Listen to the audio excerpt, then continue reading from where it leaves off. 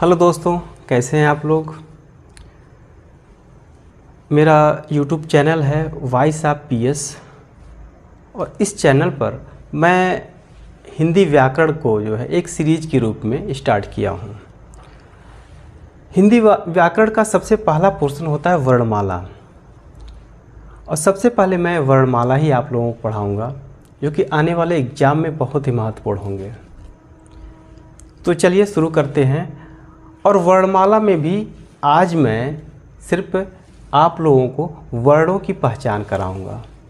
इसके बाद धीरे धीरे करके स्वर की कितने भाग हैं, कौन कौन से स्वर जो है दीर्घ में होते हैं और व्यंजन के बारे में जो अलग अलग कैटेगरी है उसके बारे में मैं डिटेल से बताऊंगा। तो चलिए शुरू करते हैं आज हम वर्णमाला। तो शुरू करते हैं वर्णमाला की पहचान। वर्णमाला की पहचान।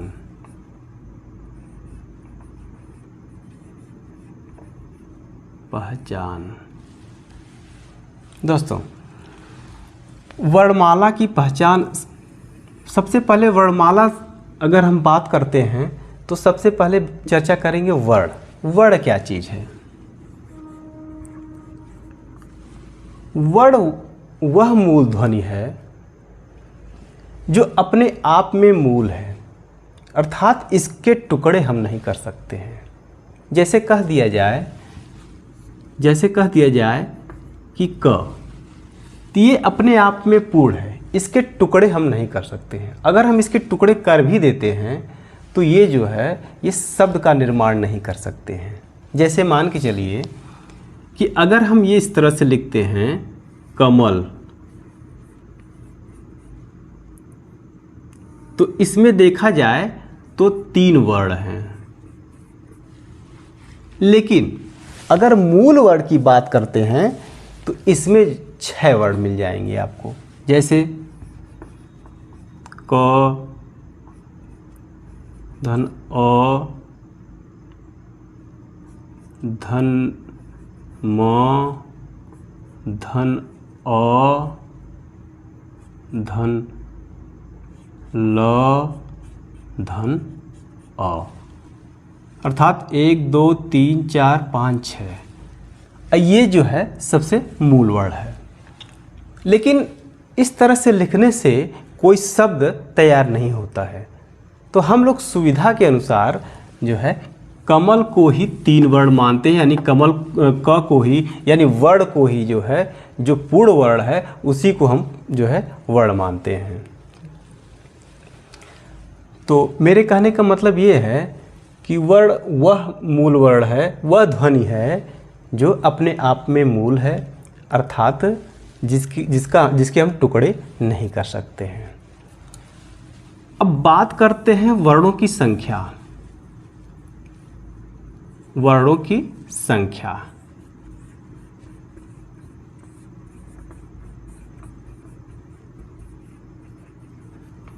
वर्णों की संख्या 52 है। वर्णों की संख्या 52 है। इसमें कुछ वर्ण ऐसे भी हैं जो बाद में चल करके जोड़ दिए गए थे। इसका कारण ये था कि व्यवहार में इसका प्रयोग होता था, इसलिए उसको भी जो है इसमें शामिल कर दिया गया, जबकि संस्कृत में वो वर्ण नहीं थे। हिंदी व्यवहारिक भाषा है, अनेक जगह बोली जाती है, इसलिए बहुत सारे वर्ण बाद में आकर के जो है इसमें शामिल हो गए, तो जिनको शामिल करना हम लोगों की ज़रूरत भी थी, तो इसलिए इसको शामिल किया गया है। तो कितने वर्ण हैं? 52 वर्ण हैं। अब हम 52 वर्ण के बारे में चर्चा करेंगे। चलिए,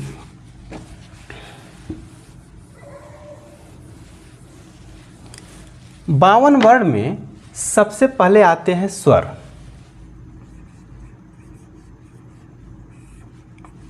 अब स्वर के बारे में समझ लिए, स्वर किसे कहते हैं। स्वर उस वर्ण को कहते हैं जो बिना अवरोध के, बिना विघ्न बाधा के आराम से गले से निकल करके मुंह से निकल जाते हैं। कहने का मतलब ये है कि जब गले से वायु ध्वनियाँ निकलती हैं तो उसमें न जीभ टच करता है न होठ टच करते हैं, आराम से जो है गले से निकलने के बाद सीधे बाहर आते हैं। तो स्वर अपने आप में स्वतंत्र है, इसीलिए स्वर को जो है वर्णमाला में एक अलग स्थान दिया गया है, इसको व्यंजन में शामिल नहीं किया गया है। स्वर ऐसा वर्ण है जो व्यंजन को अपने साथ लेकर के चलता है। कहने का मतलब ये है व्यंजन बिना स्वर की सहायता से नहीं चल सकता है। तो आज हम चर्चा करते हैं, सबसे पहले ये चर्चा कर लेते हैं स्वर की। स्वर स्वर कौन कौन से हैं इसको आप देख लीजिए, हालांकि आप लोग जानते भी हैं। अ, आ यानी बड़ा आ, इसको हम छोटी ई बोलते हैं, बड़ी ई, छोटा ऊ, बड़ा ऊ। री, ए, ऐ, ओ, औ। टोटल हो गए 11। हिंदी में 11 स्वर माने जाते हैं, कहीं कहीं पर 12 या 13 भी दे दिया रहता है, लेकिन जो है मेन 11 ही है। अब 11 स्वर हैं जो कि स्वतंत्र हैं, व्यंजन के साथ चलते हैं, यानी व्यंजन इनके साथ चलता है, बिना व्यंजन बिना स्वर की सहायता से नहीं चल सकते हैं। तो इसलिए ये 11 स्वर हैं। अभी स्वर के बारे में अगले वीडियो में हम अलग से जो है चर्चा करेंगे। आज हम सिर्फ वर्णों की पहचान के बारे में बता रहे हैं। चलिए 11 है, इसमें बहुत सारे हैं जो दीर्घ स्वर हैं, ह्रस्व स्वर हैं, इसकी चर्चा हम करेंगे बाद में। इसके बाद आते हैं व्यंजन।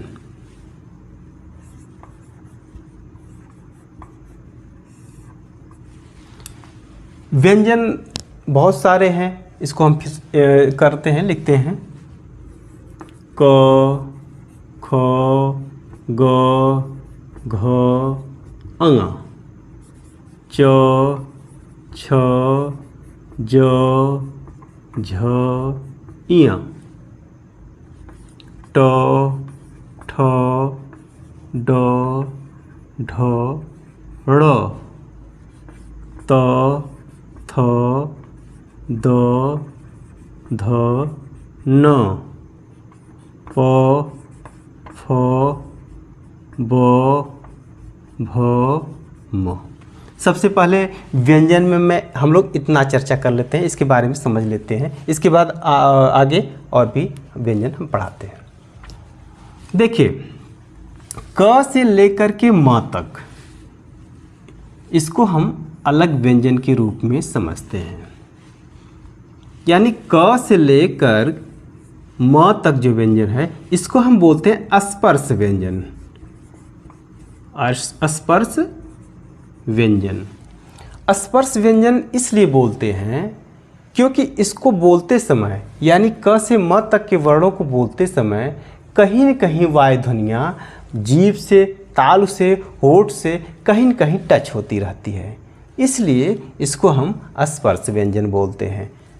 ठीक है, जैसे हालांकि जब इसमें अलग अलग तरीके के व्यंजन हैं, लेकिन इसको बोलते समय जब बाद में इसके हम उच्चारण स्थान के बारे में पढ़ाएंगे तो उसको अलग तरीके से बताएंगे आप लोगों को। लेकिन ये क से लेकर के म तक के जो व्यंजन है ये स्पर्श व्यंजन है।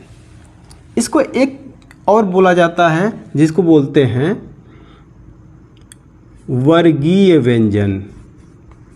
वर्गीय व्यंजन, वर्गीय व्यंजन इस लिए बोला जाता है क्योंकि ये एक वर्ग का निर्माण करता है। यानी क से लेकर के अगर हम म तक के एक लाइन खींचें तो ये जो है एक वर्ग का निर्माण करता है। यानी 5 इधर है, 5 इधर है, 5 इधर है, सब टोटल मिला कर के ये एक वर्ग बन जाता है, इसलिए हम इसको वर्गीय व्यंजन कहते हैं। इसको एक और बोला जाता है उदित व्यंजन। उदित व्यंजन, उदित व्यंजन इसलिए बोला जाता है क्योंकि अगर हम एक वर्ण ले लेते हैं क कहने से, यानी क वर्ग कहने से, क से लेके अंग तक की जो है जानकारी मिलती है। अगर हम च बोलते हैं तो जो एक ही कैटेगरी के हैं, यानी इसका अगर ध्वनि देखा जाए तो एक ही कैटेगरी के निकलते हैं, तो च कहने से य तक की बातें आ जाती हैं। अगर कोई ट कहता है तो वो ड़ तक की चर्चा कर सकता है, क्योंकि सब एक ही कैटेगरी के हैं, तो इसलिए इसको उदित व्यंजन बोलते हैं। चलिए अब चर्चा करते हैं आगे वाले व्यंजन का। आप लोग समझ गए होंगे।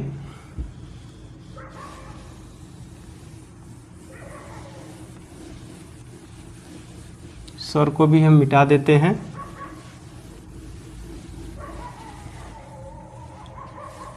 चलिए, और सारे व्यंजन हैं।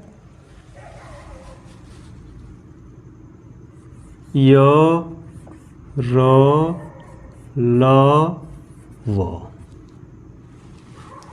इनको हम अंतस्थ व्यंजन,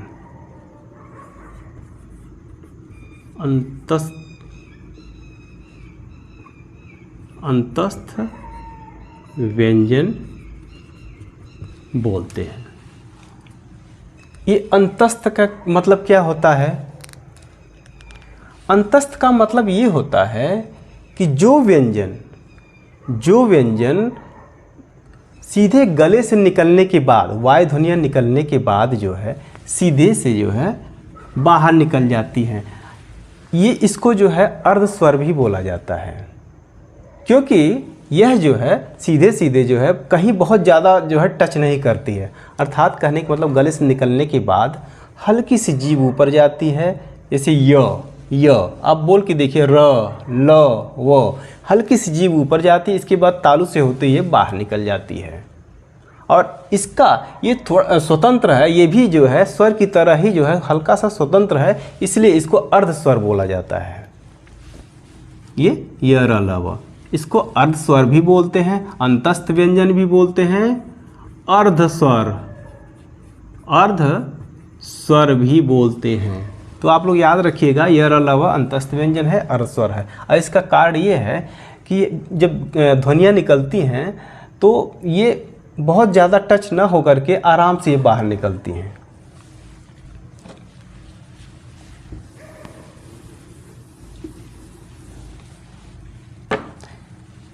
इसके बाद आती है वर्ड श, कट्टी स,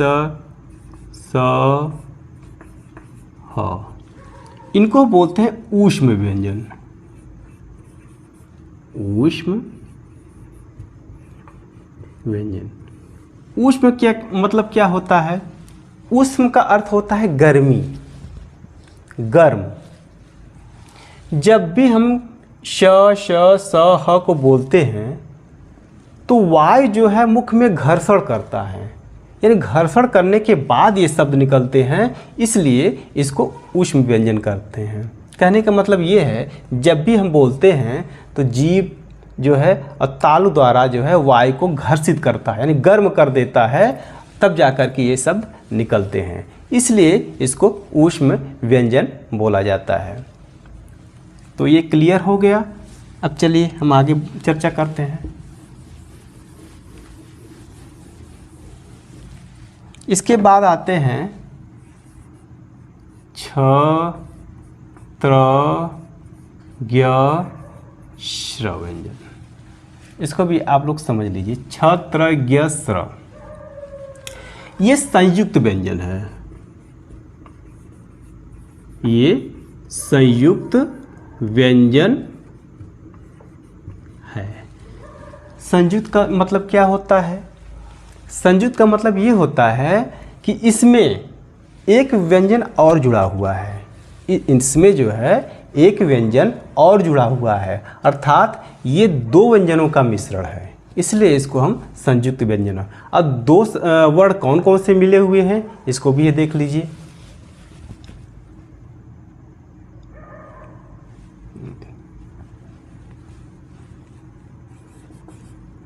क प्लस खट्टी श मिल करके छ बनता है। ध्यान दीजिएगा, आप क और खट्टी स मिल करके छ बनता है।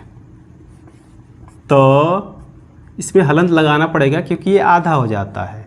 त प्लस र बराबर त्र, ज्ञ। ज प्लस य बराबर ज्ञ होता है। श, श धन र बराबर श्र होता है। कहने का मतलब ये है कि ये दो वर्णों से मिलकर के बना हुआ है, इसलिए हम संयुक्त व्यंजन कहते हैं इसको। तो आप लोग इसको समझ गए होंगे। इसमें जो है क त ज श, इसमें हलंत लगे हुए हैं, इसको आप लोग ध्यान दीजिएगा, तब जाकर के ये दोनों मिले हुए हैं। ठीक है, आगे और भी है वर्ण, इसको भी देख लेते हैं एक बार। अभी हम सिर्फ पहचान के बारे में बात कर रहे हैं। इसमें और भी अगर हम इसको और डीपली जाते हैं तो इसको और भी अच्छे ढंग से हम बताएंगे आप लोगों को आगे वाले वीडियो में।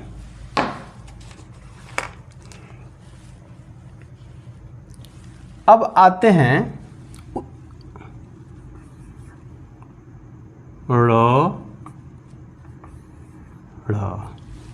सबसे पहले ये समझ लीजिए, ये संस्कृत का वर्ण नहीं है। जैसा हमने इसके पहले बताया है कि कुछ वर्ण जो है संस्कृत में बाद में आकर के व्यवहार में प्रयोग होने लगा और उसको जो है वर्णों में स्थान दे दिया गया था। ये वही वर्ण है, ये संस्कृत में नहीं थे लेकिन कुछ लोग बोलते थे तो इसको भी इसी तरह से कह दिया गया।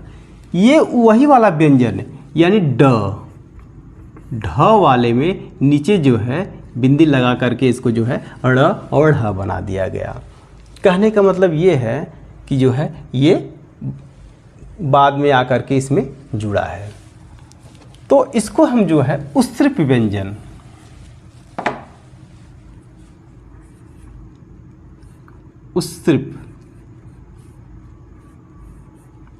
उत्सृप व्यंजन बोलते हैं। उत्सृप, और इसको द्विगुण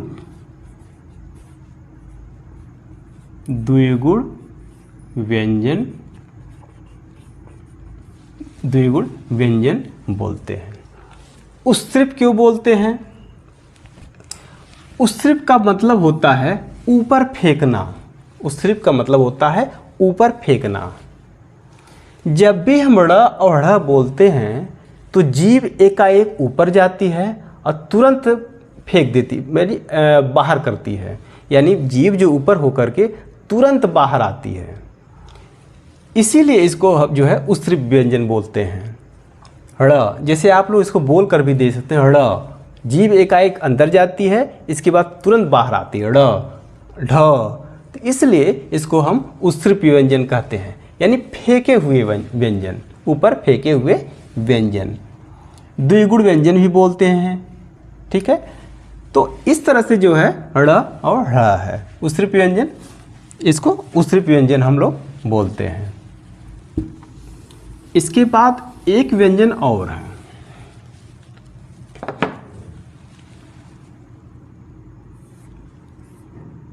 ये है। अब इसके बारे में हम बताते हैं। ये इस तरह से प्रयोग होता है, जैसे मान के चलिए ये ऊपर जो बिंदी रहती है इसको बोलते हैं अंग अ, अंग अ। इसको बोलते हैं अयोगवा, अयोगवा। अयोगवाह का मतलब होता है जो जोड़ा ना जा सके। अब किस में ना जोड़ा जा सके? ये न स्वर में जोड़ा जा सकता है न व्यंजन में जोड़ा जा सकता है। इसका कारण आप समझ लीजिए क्यों नहीं जोड़ा जा सकता है। क्योंकि ये जो है ये वर्ण नहीं है, जबकि स्वर क्या है? स्वतंत्र है। स्वर जो है स्वतंत्र एक वर्ण है। ये कहीं पे भी हम लोग लिख नहीं सकते हैं, बिना किसी और वर्ण की सहायता से इसको हम लोग लिख नहीं सकते हैं। इसलिए ये स्वतंत्र वर्ण है ही नहीं, इसलिए ये स्वर नहीं है। अब व्यंजन नहीं है, इसका कारण क्या है? व्यंजन इसलिए नहीं है क्योंकि यह स्वर की सहायता से, यानी इसका उच्चारण जो है स्वर की तरह होता है। जैसे अंग, अ क्या है? अस्वर है। अह, अगर अह बोल रहे हैं इसका मतलब है जो है हम अ इसमें जो है पूरी तरह से शामिल कर दे रहे हैं और इसका उच्चारण जो है स्वर की सहायता से हो रहा है। तो इसीलिए इसको हम बोलते हैं अयोगवा, यानी ये किसी में जुड़ नहीं सकता है, ये एक स्वतंत्र वर्ण के रूप में है, ठीक है, लेकिन इसको जो है वर्णमाला में स्थान दिया गया है। तो हमें विश्वास है कि आप लोग समझ गए होंगे।